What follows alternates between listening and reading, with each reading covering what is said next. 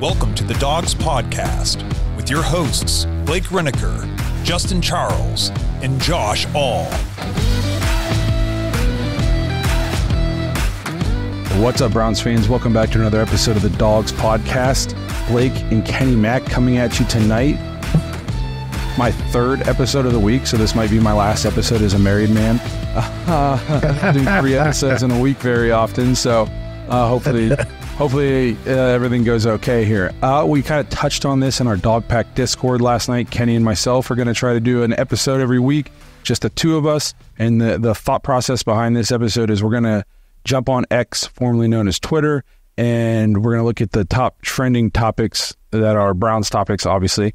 And we're just going to kind of give you our 2 cents on the trending topics out there in kind of Browns universe, Browns fandom, and just kind of tell you what we think, if we, people are onto the right idea, or if we think they're wrong, just kind of give you our 2 cents. So we got some good ones lined up for today. Obviously, it seems like when the Browns are doing the worst, that's when there's like the juiciest stuff to talk about. So I guess maybe that's good for the podcast world, not necessarily the Browns world. But before we get into everything, though, remember, if you want to get your thoughts and your intros on the show, head to thedogspodcast.com, tap leave voicemail. If you prefer to just listen to the show, you can find us on Apple, Spotify, and Google. If you're watching on YouTube and you haven't subscribed yet, please do so. Make sure you have the notification bell tapped so you don't miss any of the new content we're putting out between preview episodes, post-game episodes, Josh's midweek episodes, and now Kenny and myself's episodes. We're putting out tons of content. You don't want to miss any of it. So make sure the notification bell is tapped. You can find us on all the major social media platforms. Just search at the Dawgs Podcast. And if you want more Dawgs content and you want to be a part of the Dog Pack Discord preview episodes, you want to play fantasy football with us, talk to us throughout the week, meet a bunch of Browns fans from all over the world, head to jointhedogs.com, become an official Dog Pack member on the Patreon page. So we'll keep the intros nice and short and sweet so we can save all of our time for this juicy content. So like I said, we're going to dive into kind of what Browns fans are talking about online, essentially. And I know that's sometimes it's like a dark corner of Browns fandom, but, I guess X is like a big, giant town square. So if people are talking about it on there and it's trending, enough people are talking about it that it's, it's a topic and it's news. So the first one we kind of wanted to get into, and this is a sore subject for a lot of Browns fans, and it hurts me. It might not be a sore of a subject for me because I understood the moves and whatnot, and I was for the moves at the time when they happened.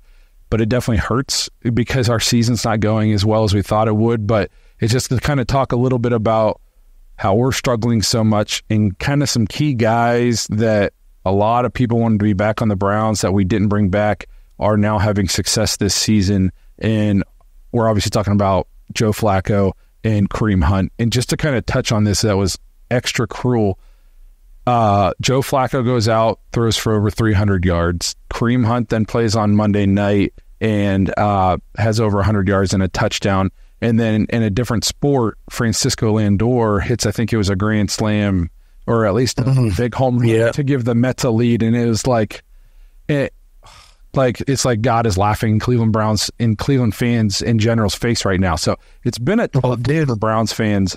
What do you think, Kenny, when you're watching Joe Flacco go out there, he's the last Browns quarterback to throw for over 300, and he just said he'd get in a Colts uniform?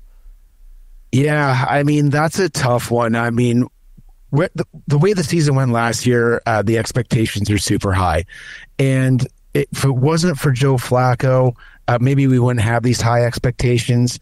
And the thing is when you're a Browns fan and you're taking a look at what we got now, versus what we thought was going to be, it's happening in Indianapolis. He's actually having a chance to play. It looks like he's just kind of started off where he left off last year. It's a different offense. However, the biggest thing is that, what have we always griped about so far this season? Deshaun just ripped the ball. This dude rips it, man. And I was complaining on yesterday's episode. You have a swing pass out to the flats. You got to hit the guy in stride. You can't throw a rainbow up in the air. You can't expect the guy to do anything because guys are just coming down, 1-2 tacklers sitting his butt down just on swing passes. Like, it seems like such a hard thing. And Joe Flacco has no problem with it. Now, I mean, really, what is he, 1-1 right now? And we're 1-4 right now. So he's only got one win, but still, it looks way better. Like, our offense is so anemic. Like, we just want anything to cheer for. And it's great to see what he's doing, And I don't think it's really much. It wouldn't spend much more than we spent on Winston, right? No, I can't imagine you would have. Honestly, you might have spent less because I think Winston got like a $10 million deal to be the backup quarterback. Maybe it wasn't that much. I don't know the numbers off the top of my head. I'll get the numbers while you're talking. So I obviously, it hurts to see Kareem Hunt or Joe Flacco, we'll get to Kareem Hunt, go out and have a great game while Deshaun is struggling. It's the biggest thing for me when I think about it isn't necessarily the fact that, we could have Joe Flacco and look how much better our offense could be doing. When I think about it, I just think we could have Jameis Winston playing and look how much better our offense would be looking. So I'm not necessarily, I would obviously, like I enjoyed when Joe Flacco was here and he played well, but I think Jameis Winston could do a lot of what Joe Flacco did last year. He's more mobile. He's a gunslinger, by nature. Like, he's thrown for 5,000 yards. So I don't think it's necessary. I don't necessarily think it's a Joe Flacco thing for me, as it is just that our quarterback's not playing well. And I think we have a quarterback on the roster who would be playing better than who we have starting right now. So good for Joe Flacco. He went to another great situation in terms of he's got playmakers around him and a brilliant offensive head coach who can get the most out of him. I did see, though, he's going back to the bench this week. I think Anthony Richardson is planning to start. So, but for me, obviously, I would love to have Joe doing what he just did for the Colts for the Browns. My argument and why I don't have like buyer's remorse on Joe Flacco is because I think Jameis Winston could do a lot of what Joe Flacco did last year for this team. First of all, he's the guy who pumps up the guys before the game. So a big thing about Joe Flacco is it seemed like guys liked him and they wanted to play for him and they kind of rallied around him. I think the guys would do the same thing for Jameis Winston. Everybody on the team has nothing but great things to say about Jameis Winston. And honestly, everywhere he's played, people love Jameis Winston. So I think you could get a lot of what Joe Flacco gave you last year and what he would be giving you this year in Jameis Winston if we would just make the move to him. So I don't necessarily have remorse in terms of Joe Flacco. For me, it's just more of like, we need to just make the switch to Jameis, and we wouldn't be having that buyer's remorse on Joe Flacco. At least that's the way I feel about it. Jameis could come in and be awful, then I would be having, I'd be daydreaming about Joe Flacco. But until I see Jameis come in, I'm just like, can we just give Jameis a shot? Because I think he gives you a lot of what Joe Flacco gives you. Yeah, so I think what it is maybe you're a young dog and I'm an old dog. You know what the biggest thing is? It's guys like me that I'll be 50 next year, and I think it's reminiscent of Bernie Kosar and the way he slung it, because Bernie couldn't run, but Bernie could throw. He could read a defense, and he could get the guys pumped up. But Bernie wasn't always a rah-rah guy either, and I think that's where that reminiscent and that connection to the late 1980s team is where that came from. As far as him still being on the team, I get it. It wasn't realistic. They went younger. Jameis is the unknown. I even wrote that in my notes, that we just don't know. We haven't seen what Winston can do. All I know in Winston is there's a W, there's an I, and there's an N. So put him in the damn game. I do have the cap numbers for you. It was, I think, a difference of like $500,000. One was $5 million, one was $4.5 million. So we really couldn't have it. But can you imagine? I'll say crap storm. Do you imagine the crap storm that would happen if Joe Flacco was on this team right now? I think Cleveland Stadium be burnt down. Sorry, Huntington Bank Stadium would be burnt down by now. That's one of those things where we're already there. We haven't even seen Jameis Winston play for this team except for a little bit in the preseason, and people are clamoring for him. I know Deshaun said in his press conference this week that he doesn't hear the people calling for his job. He doesn't hear it. He doesn't see it. Throw an incomplete pass against the Bengals at home. You're going to hear it. You're going to know. It's already... I have a feeling if they do introductions for that Bengals game and they do the offensive players, he might get booed running out of the tunnel. So yeah. Hey, listen, they booed Baker Mayfield when he couldn't throw a ball, like I said yesterday. So they ain't going to hold back for him. Yeah. So Kenny would like to see Joe Flacco. I wouldn't argue about seeing Joe Flacco, but me personally, it's less about what Joe Flacco is doing and more about I want to see what Jameis Winston can do.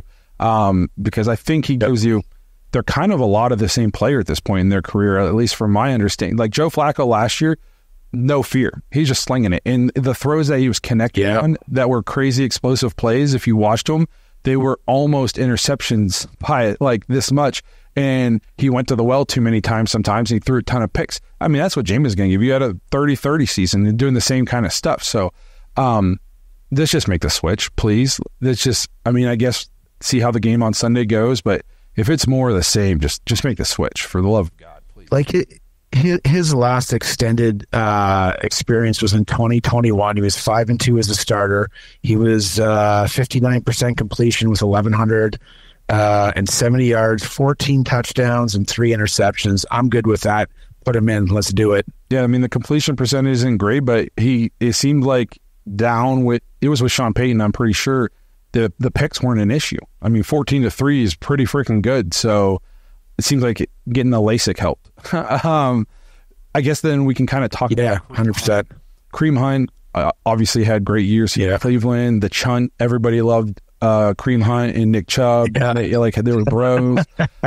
We brought him back by circumstance last year, and he was kind of like our pound it inside, in between the tackles kind of running back. Had a ton of touchdowns, not necessarily great efficiency. Didn't bring him back this year because and I knew we weren't going to bring him back because I thought he looked slow last year, and I just figured like we weren't going to bring him back again because we were going to go with Ford, and then I liked the signing Deontay Foreman at the time, and Hines was supposed to be here. Yeah. And you didn't, so I thought he'd be playing by now. Now he came out and he had 100 yards and a touchdown in that Chiefs game. He had 27 carries, 3.8 yards a carry.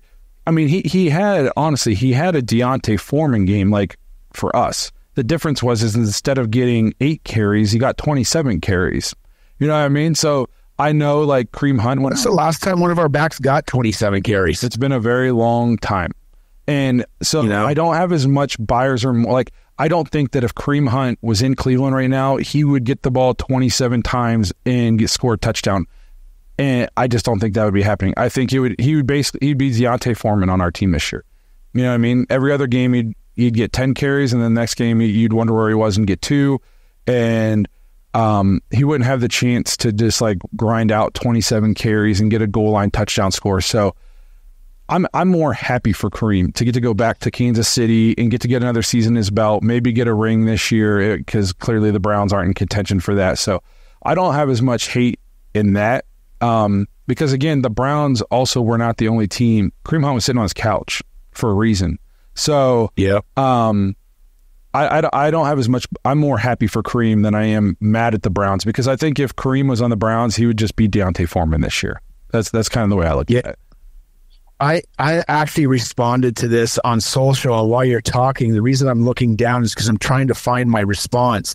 But ultimately what I said is the Browns basically went younger, they went faster, they went bigger into Foreman because he's actually 233 pounds. Kareem Hunt's 216, he's 5'11", he is what he is. He's a hard-nosed runner.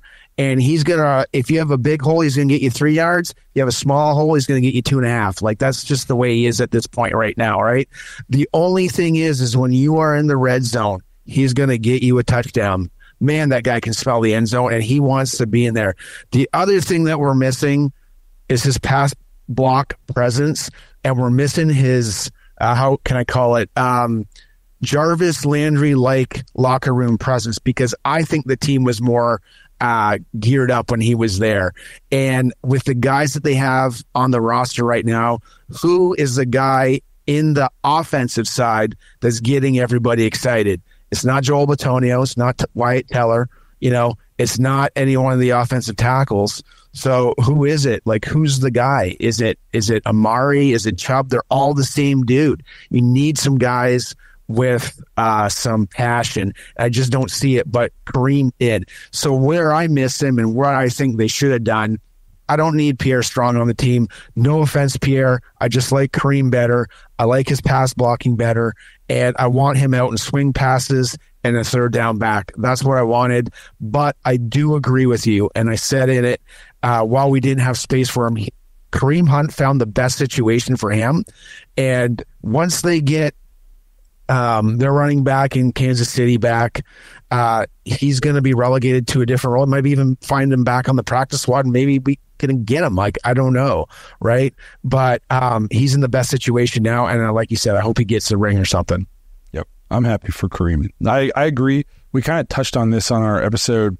I don't see much leadership on the offensive side of the ball for the Browns. And no, like Amari Cooper's kind of like a lead, he leads by example, but he's not a big talker. He's not a rah-rah guy. And as much as important as like leading by example is, you do need, kind of a vocal leader out there, kind of guys to right the ship. And I don't know if we have anybody out there. And a lot of people want to see Kevin getting all hoorah, and he wants to call people out in press conferences and say something else. And my point was, if your coach has to be that, you're not going to be, your team is in trouble. You're not going to be a good football team. You need to be team led. I saw an old interview with, I forget who it was, and he played for the Browns under Kevin, and they asked him about Kevin. He said, Kevin's Kevin. He expects things from us, but he tells us what to do, but he wants us as players to get things right and to handle things and take care of things. And his quote was, good teams are coach-led, great teams are player-led. So, and that's my point.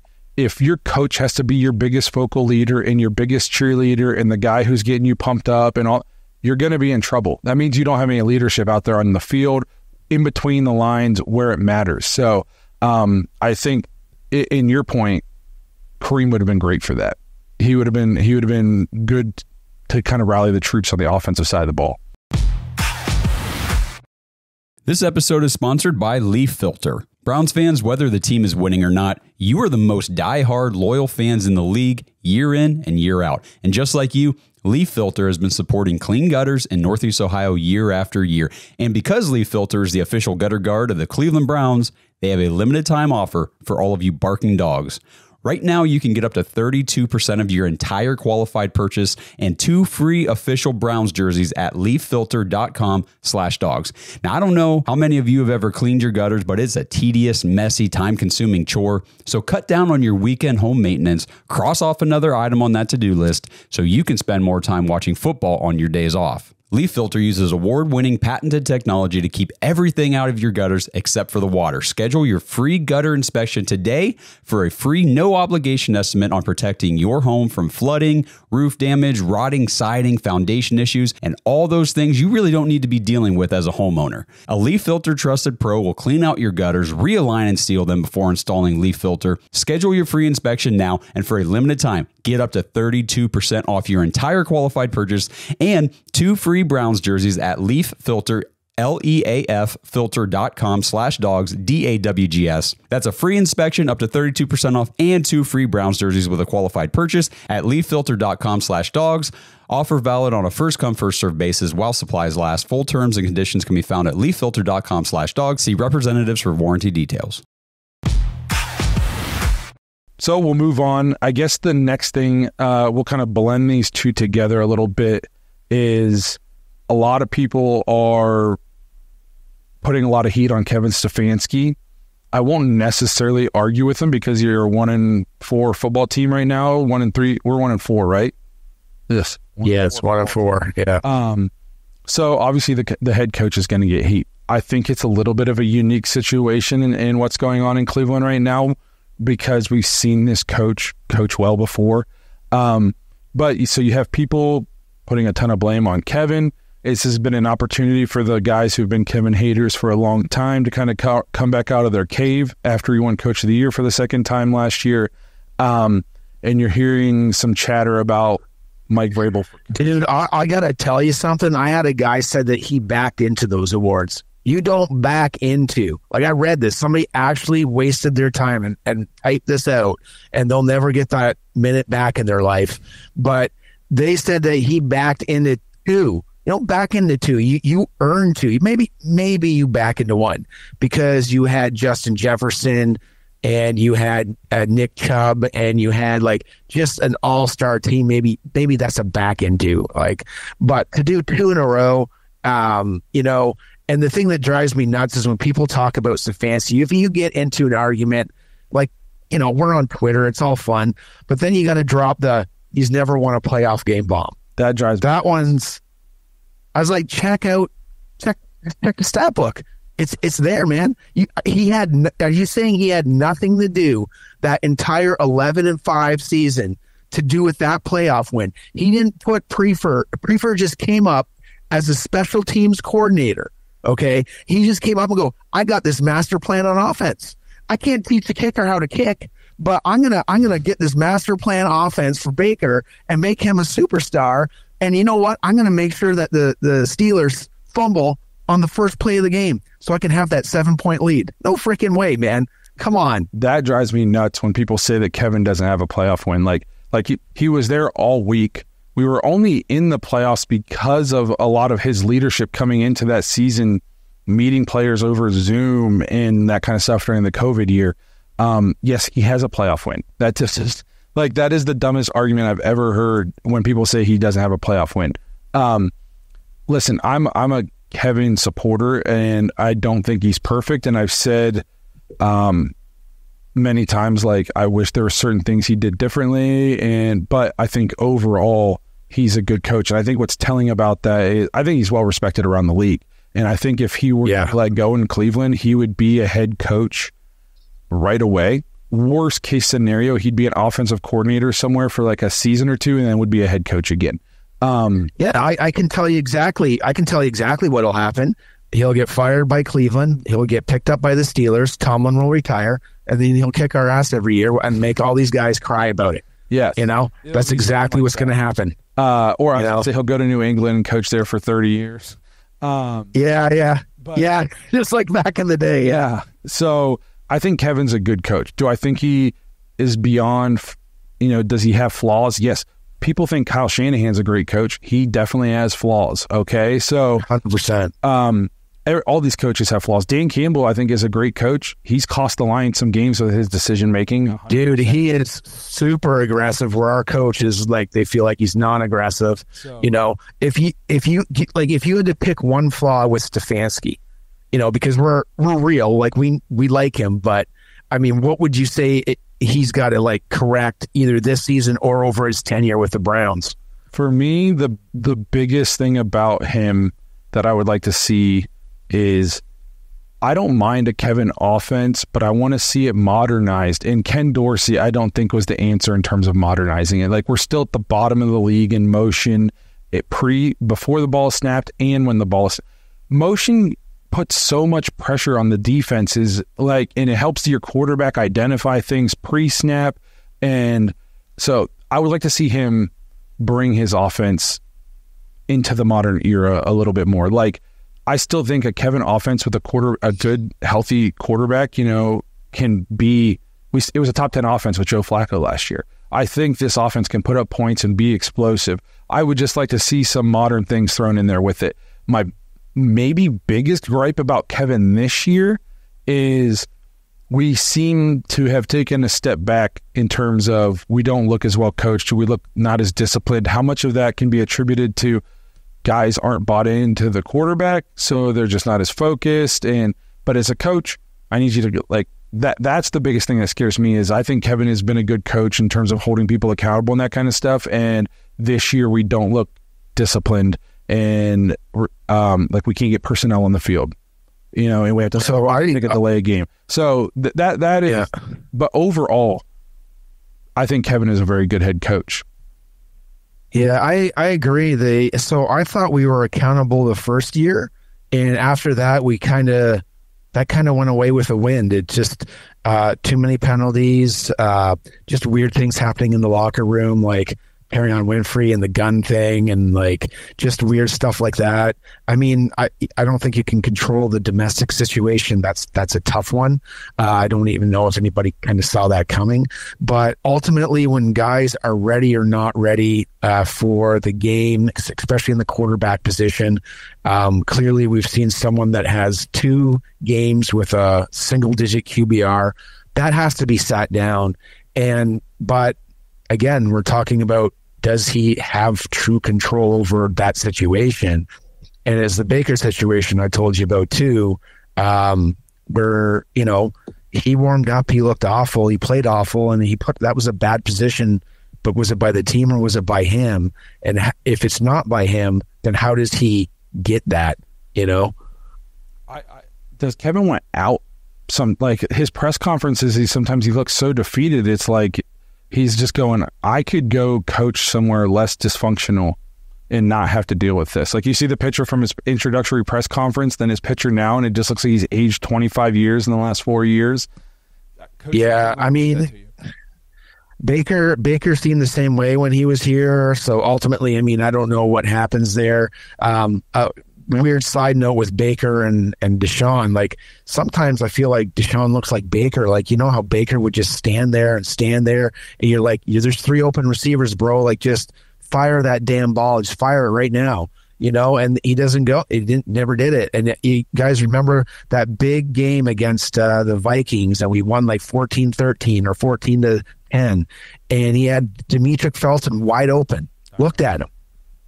And like I feel like it's the same thing with Deshaun over and over and over. Is there's just something that he just communicating at such a high level? He's not getting down to the lowest level, because like if you read anything by Jocko Willink, I mean, he says he's a military guy, and he does a lot of military principles to business principles. He says you got to talk to the lowest common denominator, and right now Deshaun ain't getting it. You know, he just ain't getting it. I guess like if to kind of talk about the Vrabel side of it, obviously Mike Vrabel fan. So same here. I'm not calling for Kevin Stefanski's job, but I've also said on the record that if we don't win any more games, or we only win one more game, I won't be shocked if he's fired, because you don't go 2-15 or 1-16 and keep your job most of the time. So then if that happens, I'm going to be like, man, I kind of, you know, you can bring him back and change up the quarterback and see what you can do. But there are guys out there that I would be also happy to see in Cleveland, Vrabel being one of them. I would love to get an offensive guy that can maximize the talents on the offensive side of the ball, like a Ben Johnson. But Mike Vrabel takes care of a lot of things that people don't like in Cleveland in terms of discipline, accountability, toughness, hard-nosed AFC North football. So if you can get Vrabel in here with a young, up-and-coming offensive guy, maybe out of a McDaniel or a Sean McVay or a Shanahan coaching tree, to be your offensive coordinator, of course I would take that. I'm not putting Kevin on the chopping block, but if, God forbid, something, you know, he gets let go because we don't win any more games, Mike Vrabel is 100% somebody who I would be interested in coaching the Browns, like, no doubt. If you're Mike Vrabel, though, and you see what's going on right now, and you basically got this DW4 anchor around your ankle, are you running? No, are you getting out of here? That's been the point I've made a bunch of times since people started calling for Kevin's job a couple of weeks ago. Was if you fire Kevin Stefanski, especially if you fire him mid-season, you're not getting one of the top 3 coaching candidates coming out this year. Like, Ben Johnson has turned coaching jobs down in the last 2 years, I'm pretty sure, because he's waiting for the right time, because he knows you don't just get a ton of chances to be a head coach. So you're not going to get one of the top 2 or 3 guys if you fire Kevin Stefanski. Whoever you bring in is most likely going to be worse. Kevin has coached us to the playoffs twice in 4 years. It looks like it's going to be 2 out of 5 most likely. And let's be honest, he's pretty much coached in turmoil since he's been here. You know, a COVID season coming off the Freddie year, a hurt Baker season, a season with a backup quarterback in Brissett for 11 games, and then maybe it wasn't Rusty, just a bad Deshaun for 6 games, and then it's just the Deshaun mess. Yeah, and a season with 5 quarterbacks. You know, like he's coached in turmoil the entire time he's been here, and up until this point, the Browns have been relatively successful in his time here. Like, we can all agree that it felt coming into this season that we were turning the corner, and this was a chance to have back-to-back good seasons. How much of the blame do you put on Kevin for this bad season? I guess depends on how much you put on him. Is he allowed to take Deshaun out? Because, and you knew, even if Deshaun did not look great in practice, Deshaun was going to be your starting quarterback this year to start. It didn't matter because they weren't going to give up on him without ever seeing him playing extended time healthy. You know, they gave up the assets and they gave him the money. He was going to get a chance to be the starting quarterback. So how much of this do you put on Kevin Stefanski realistically? And I just don't know. You know what I mean? Like, this is such an anomaly, such a dumpster. Well, let's say everybody on the internet that wants Stefanski fired, you say he's fired. Guess what happens? It's not going to be variable coming in. Nope. There's no way he's going to inherit this mess, and he doesn't want this on his record. You know, so you're going to get probably our special teams coach. I say Bubba Ventrone would come in, or Schwartz, right? And Schwartz doesn't have a great record as a head coach, right? He's a great defensive coordinator. But the other thing too is, let's say it also wipes out whatever Dorsey does. If you got to either adjust that offense or that defense to make something go, it takes like 4 games to get right. You know, when a head coach is gone, you might win the first one, but then there's usually a tail off. Like it doesn't go like Greg Williams. Like Hugh Jackson was so bad. He was so bad as a coach that this guy watched Nick Chubb run for 100 yards on 3 carries or 5 carries, whatever it was, and he went and started Carlos Hyde the next day is what I'm trying to say, right? And it's very rare that it happens that way. It usually happens the other way. It takes a time, it takes whatever. If it does, this means Stefanski was the problem, you know, and the team's responding. But I don't see the offense responding. I don't see I don't see the loss of the locker room on Kevin. I just see a loss of leadership right now. I agree. I completely agree. And I think the Browns fans like Bubba Ventrone, offensive coordinator, and they all love Jim Schwartz as defensive coordinator. If you fire Kevin, all those guys are going to be gone. Whoever you bring in as the head coach next is going to bring in his own staff. So, and I just don't think the Browns need a complete rebuild. You know, no, I don't either. I don't think they need a complete rebuild. They need to fix a couple pieces. The biggest one, though, is the quarterback position. I truly believe that if you were playing Jameis Winston at quarterback, the Browns would probably be 3-2 or 4-1. And we would not be talking about how there's so many holes on this team and all this stuff. Like we'd say, you know, we might be looking at like there's some things we need to fix and tweak. We need to add some depth, but we would not look like the dumpster fire we are. I believe that. The offensive line play is going to be bad. We'd have second string offensive tackles. Like it would have been looking bad no matter what. But it was bad. But the receivers, and it was exactly because we didn't have them last year either. And but the receivers are getting open. It just, if someone can throw the ball past 5 yards, you know, 7 yards on a three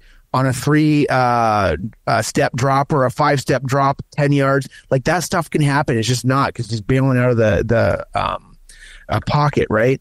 And like, I don't know, with Stefanski, like to get back into it, I mean, you're getting someone that's 38 and 34 right now. Overall with Vrabel, he's 54 and 45 as a coach, so 54%. He's been in the playoffs 3 times. He had a run in 2019 where he was in 3 playoff games, won 2. But then after that, he had great seasons, but fizzled out, one and dones in the playoffs. So as good as his record is, it was basically 9 wins, 11 wins, 12 wins. That was the peak, and then it was 7-6, and he was out, right?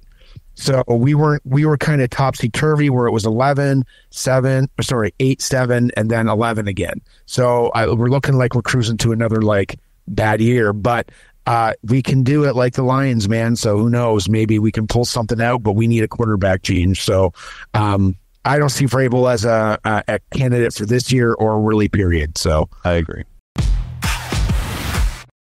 This episode is brought to you by Bodden Sports. Browns fans, Bodden Sports is your one-stop shop for all your athletic gear. Bodden started out perfecting and manufacturing the best balls in the business. Yeah, if that sounded dirty, that's more about your mind than my words. But hey, it's true. Baseballs, softballs, footballs, basketballs, volleyballs, soccer balls, you name it, and Bodden has engineered the highest standard sports balls available. And now they offer more than just sports balls. If you got kids playing baseball or softball, Bodden has batting gloves and bats to go along with both game balls and training balls. If you're into basketball, Bodden makes basketball specifically for indoor or outdoor use. Heck, Bodden even has all the equipment you need for pickleball, which is one sport that I hear everyone is playing and yet I still never have. And I need to fix that soon. But don't miss the backyard games section of Bodden's website where you can order everything you need for this upcoming outdoor season.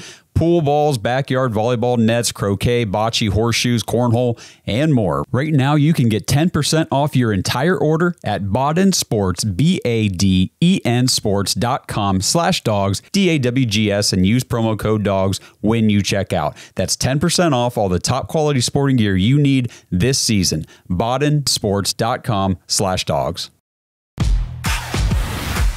So we got about 4 more minutes here before we wrap this up. The last thing I want to kind of talk, we already kind of talked about, we've obviously made our case about we would think Winston should play. So it looks like we've talked about it on this show a lot, that we would reserve judgment on the trade, whether it being if we won the trade or lost the trade until the end of the contract. I don't know if we're going to make it to the end of the contract. So No, God, no. a lot of people are calling it the worst trade ever. Some people have called it that before, and we've always pushed back because it looked like he was kind of turning the corner a little bit last year in his healthy starts. That's what's really shocking to me about this year is, honestly, if you really just take like Deshaun Hader glasses off and you look at him last year in his healthy starts, he played pretty decent football. You know, what was it, like 7 touchdowns and only 2 picks or 3 picks, 800 yards or something, and we won games. We were 5-1, and it was like, so that's why I think there was so much excitement, and why, at least on this show, we were okay with not bringing the Kareem Hunt back and the Joe Flacco back. We're like, we saw Deshaun, when healthy, play pretty good football last year, and then he went out going 14-14 in the second half to lead a comeback against the Ravens, and it was like, okay, this guy, he figured it out. I've never seen a drop off like this in professional. No, man, it's like it's like Mariana Trench deep. Like it's like way down there. And I don't know, like this is from True Sempe.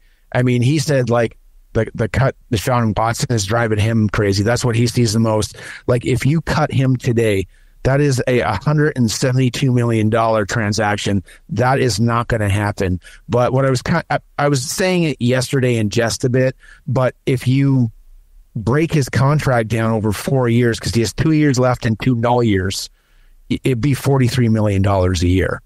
And then the part that I was making fun of is you typically go up $30 million a year, right? So it's not going to be 10, but you'll be ultimately operating at the 2021 salary cap while you're swallowing his salary, and you can put him at wherever, send him home, deactivate him. It's not like anybody's going to pick him up, right? Based on what they've seen on the tape. You can't cut him, like you said, but nothing says you have to play him, and you can keep him on your roster, and then that helps you navigate the cap going forward. I guess the only thing I wanted to say was, do I consider it the worst trade ever in sports? If you had asked me this last year, I'd have said no. I would have thrown out the Trey Lance trade to trade up and get Trey Lance, that kind of stuff. This is obviously at least in the conversation for one of the worst trades ever as we sit here today. That being said, I still do not blame the Browns for the move. I applaud the Browns for taking a chance and trying to go get this town a Super Bowl and being aggressive. And at the time, Deshaun Watson was believed to be a significantly better quarterback than everybody on our team. Even when we first traded for him and he came into the first training camp, every Cleveland reporter said, the way this guy throws the ball, is better than any quarterback we've ever seen here. Oh, dude, Ian Rappaport said when the news broke that the Cleveland Browns are getting Deshaun Watson, who all GMs consider, he said all GMs consider a top 5 quarterback in the league. Yes. That's what they said when that's what he said. So we all our lives we've looked for that, and this front office and organization took the chance to go get it. It didn't work. That sucks. Trust me, it sucks. But I am never going to guess what? It's great being the Steelers, and they never have a losing season, but they also haven't done. We have more playoff wins in the last 10 years than they do. Okay, like I want to get to a Super Bowl, and my organization took the chance, and they went and got the guy that 16 teams were trying to get, and 4 other teams had a chance to get. Over half the league was trying to get this guy. So when people talk crap about the Browns for going after him and doing all this, it's just like a lot of teams were going after him. All right, so Josh probably just had to work some Hollywood magic because I lost internet right in the middle of my speech. I got back into the call. I have no idea what happened, and I can't remember what I was talking about. It was something about the worst trade ever and not blaming the Browns for taking a swing, and they might have missed, but at least they took a swing, and I think this front office will take a swing again to get us on the right path as long as we don't fire all of them. So, yep. We'll see what Josh comes up with in terms of creative. He's a great editor, so we'll see. He's going to earn his paycheck here. What about, we'll wrap this thing up. Kenny, any final thoughts you want to get out? No, man, I had a great time dispelling some of these things that you read on the internet. I mean, if there was only like an emotional, irrational place that I could go where I could listen to people's thoughts. No, I'm just kidding. It's the internet, and that's what we're trying to dispel right now. Yeah. If hopefully you guys enjoyed me and Kenny kind of giving you guys our thoughts on what we were talking about. We appreciate you guys watching this, our first one, hopefully first of many. If you want to get thoughts to us and you want us to talk about something, you just comment on the video or leave a my internet went out again, so it probably looks stupid again. So I apologize. We tried to keep it really professional until the very end, and then it just went off the rails. Expect nothing less out of the Dawgs podcast. So I'm going to hurry up and wrap this up in case my internet goes out again. I haven't dropped internet in a year, and all of a sudden I'm trying to do this episode and I start dropping internet. So I guess that's the way the cookie crumbles sometimes. Again, we appreciate you guys checking out these episodes. Hopefully you guys enjoyed them. Again, if you want us to talk about something specific, leave us a voicemail at just go to thedawgspodcast.com or just comment in the video and we'll try to bookmark it and we'll save it and we'll get to it. We're going to try to do hopefully one of these a week as long as the schedule permits. So this won't be the last you see of myself and Kenny Mack. So again, we appreciate you guys being here. And we'll see you guys sometime next week when we're talking about the Eagles game. Down with the birds, get brownies. Thanks for listening to another episode of the Dawgs Podcast. Make sure you subscribe on YouTube and follow us on Twitter at the Dawgs Podcast. Get your thoughts on the show at thedawgspodcast.com.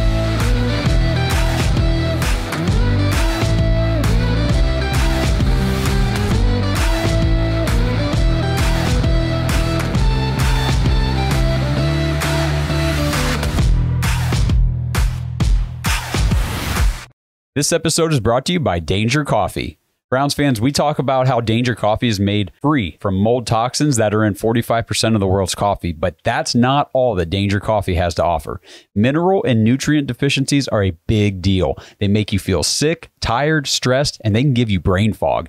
These deficiencies negatively affect your immune system, your digestion, sleep, metabolism. Have you ever wondered why you get an initial burst from your coffee, but then you get that little crash not long after? Danger Coffee's patent-pending process remineralizes your body with more than 50 trace minerals and electrolytes, leaving you more energized, engaged, powerful. These micronutrients enter the cells to boost performance. They bind to toxins to provide detoxification support. I know that sounds like a lot, but the bottom line, guys, is minerals matter, and most of us really don't get enough of them on a daily basis. Danger Coffee delivers micronutrients, plus it gives you access to the minerals you already have.